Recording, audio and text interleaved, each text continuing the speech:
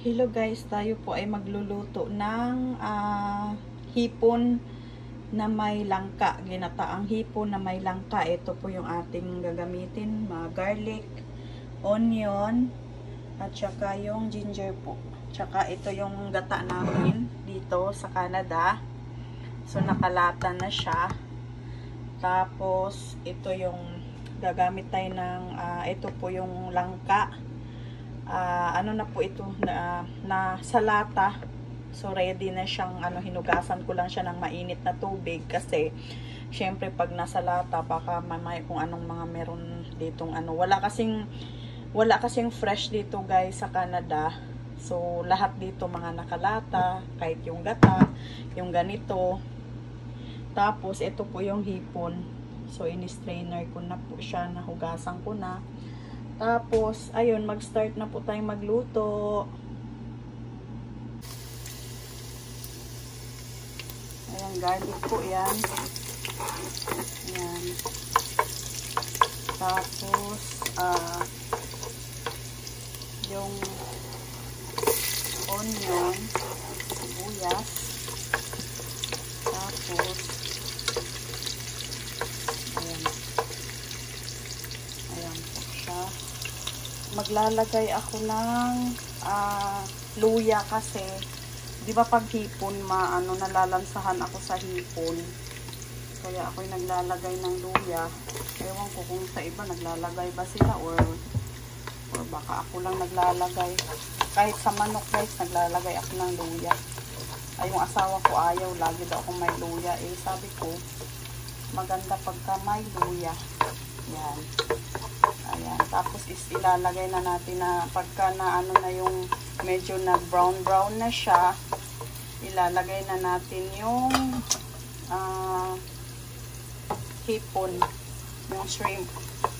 Bumili yung asawa ko kanina sa Seafood City ng shrimp. Malalaki yung shrimp nila. Ayan.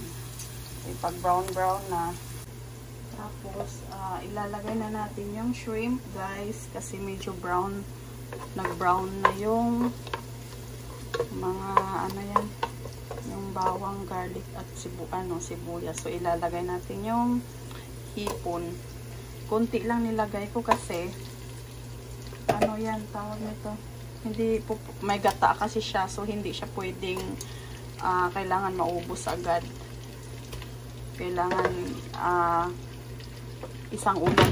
Ay, nalaglag pa. Kailangan isang ulaman lang siya kasi pagka maabutan pa ng kinabukasan hindi na siya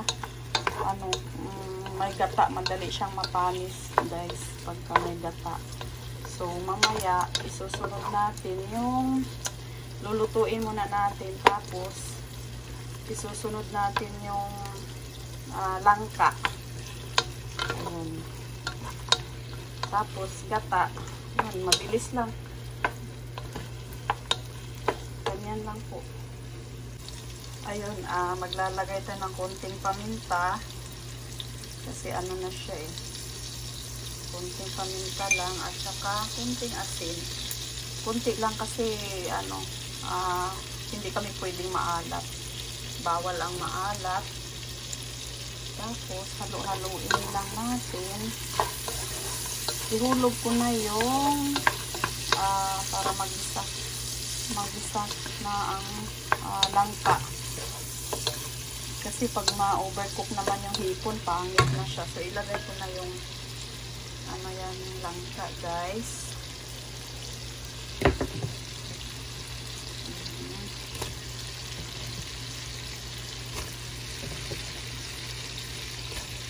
Tapos isa lang ng konti. Gata na. Ilalagay na natin yung gata. Mabilis lang siya.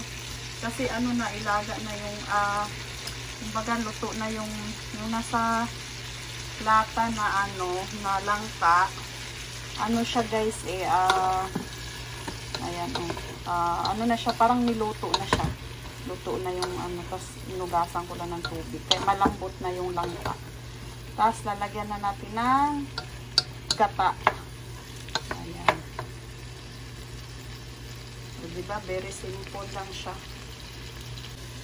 Ayan guys, ilalagay na natin yung nagisa ko na siya. So ilalagay na natin, lalagyan ko na ng sabaw. Ito yung sabaw niya, gata. So hindi ako maglalagay ng tubig. Pure gata yan siya para masarap. Yan siya. Diba? Yun. Tapos, yun yung magpapalasa sa kanya, yung gata. So, hindi tayo maglalagay ng tubig para pure gata siya. Ayan, papakuluan pa natin ng mga 5 minutes. Tapos, 5 to 10 minutes siguro. Luto na siya. Diba? Ang bilis. Tapos, lalagyan ko sili para may masarap.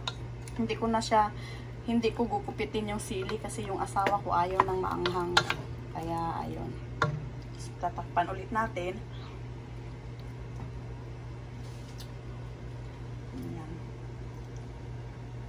Ayan guys, luto na. Ayan, ang ating langka na hipon na may gata. Ayan, nilagyan natin ng sili. Buong sili. Hindi ko na siya ini-slice kasi ayaw ni Habi ng maanghang. Ganyan lang guys. Okay, di ba ang bilis? Ganyan lang. Tapos na. Thank you for watching. Bye. Don't forget to subscribe.